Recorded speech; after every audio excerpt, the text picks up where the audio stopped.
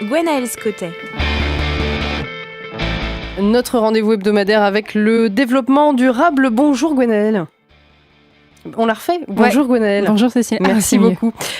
On poursuit aujourd'hui notre cycle consacré au commerce équitable. Oui, nous sommes donc en plein dans la quinzaine du commerce équitable. À l'origine, donc, ce concept qui consiste en gros à rémunérer des producteurs agricoles de façon juste et correcte, s'est développé pour les échanges entre les pays du Nord et du Sud. Et je reviendrai d'ailleurs la semaine prochaine sur cela et sur la définition de ce Nord et de ce Sud. Oui, c'est important.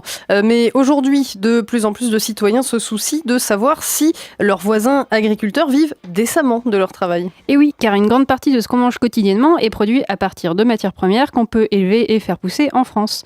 Par exemple, le lait du petit déjeuner, le blé de notre pain, la viande et le fromage du déjeuner, les pommes de terre de la purée, le blé dur des pâtes et puis évidemment les fruits et légumes de saison.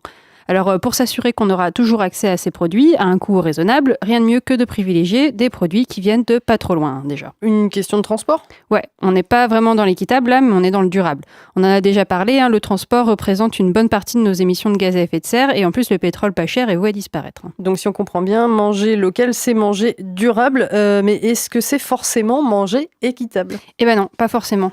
En fait, dans le prix de vente d'un produit agricole, on a plusieurs coûts. Il y a ce qui va revenir au producteur pour couvrir ses frais de main-d'œuvre, de bâtiment, de produits, d'énergie, de transport, et puis ce qui va revenir à chaque intermédiaire pour couvrir les mêmes types de frais. Oui, tu l'avais évoqué quand on a parlé d'agriculture biologique. Acheter en vente directe permet, a priori, d'avoir des produits de meilleure qualité à un prix abordable. Oui, et ça permet également de s'assurer que le prix qu'on paye est vraiment le prix dont le producteur a besoin pour vivre. Car le prix qu'on paye est fixé par la personne ou l'entreprise à qui on l'achète. Et quand on a un gros groupe alimentaire qui peut très bien, pour des très bonnes raisons qui sont celles du marché, limiter tellement le prix de vente que les agriculteurs, ils ne vont pas forcément récupérer assez pour couvrir leurs frais. Et c'est ce qui se passe très régulièrement, récemment notamment avec le lait, très souvent avec la viande bovine et puis de façon un peu cyclique avec la viande de porc. Et ça, c'est d'autant plus vrai pour des produits transformés où on a mis beaucoup de main-d'œuvre, de recherche et d'infrastructures à l'intérieur. Oui, forcément. Tu nous encourages donc à privilégier la vente directe, les AMAP ou les magasins de producteurs. Mais que penser finalement des grands magasins qui mettent en place aussi des filières d'approvisionnement local ? Eh ben, sur ça, je suis un peu ambivalente parce qu'en fait, d'un côté, c'est cool, ça permet d'avoir des produits locaux de bonne qualité qui vont être accessibles à tous en grand magasin. C'est un peu comme les marques distributeurs qui font du bio. Mais d'un autre côté, j'ai un peu de mal à approuver des contrats de ce genre entre un producteur et un gros groupe qui a un poids économique gigantesque. Je peux pas m'empêcher de penser que c'est une relation trop déséquilibrée pour être durable.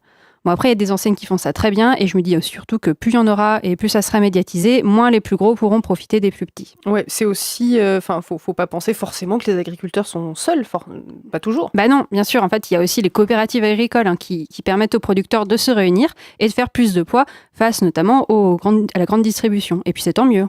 Et finalement, je me dis que ça dépend peut-être des produits qu'on consomme. Pour les produits qui sont plus standardisés, qu'on aime consommer comme les pâtes ou comme le lait, parce que oui, le lait UHT, c'est un produit qui est pas mal transformé, malgré ce qu'on pense. Donc pour ces produits, les filières bio et locales dans les grands magasins, ça marche très bien. Ça passe par des coopératives qui vont garantir un certain niveau de revenu à leurs adhérents. Mais pour ce qui est produits de saison, produits typiques ou les fruits et légumes par exemple, si on peut acheter en direct, c'est encore mieux. Puis en plus, ça va créer du lien, ça permet de papoter, de comprendre comment sont produits les choses qu'on consomme. Bah oui, c'est plutôt chouette ça. Et d'ailleurs, tout comme le commerce équitable avec les pays du Sud, ça ne concerne pas que l'alimentation. Ah, tout à fait. On peut aussi penser vente directe et produits locaux pour la maroquinerie, les fringues ou les réparations par des artisans de quartier, par exemple. Et je vous toucherai d'ailleurs un mot sur la mode durable dans la prochaine chronique. Vivement, rendez-vous mardi prochain. Merci beaucoup, Gwenaëlle, et une bonne semaine. Bonne semaine, Cécile.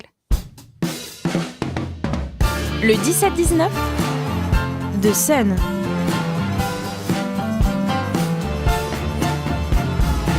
18h passées.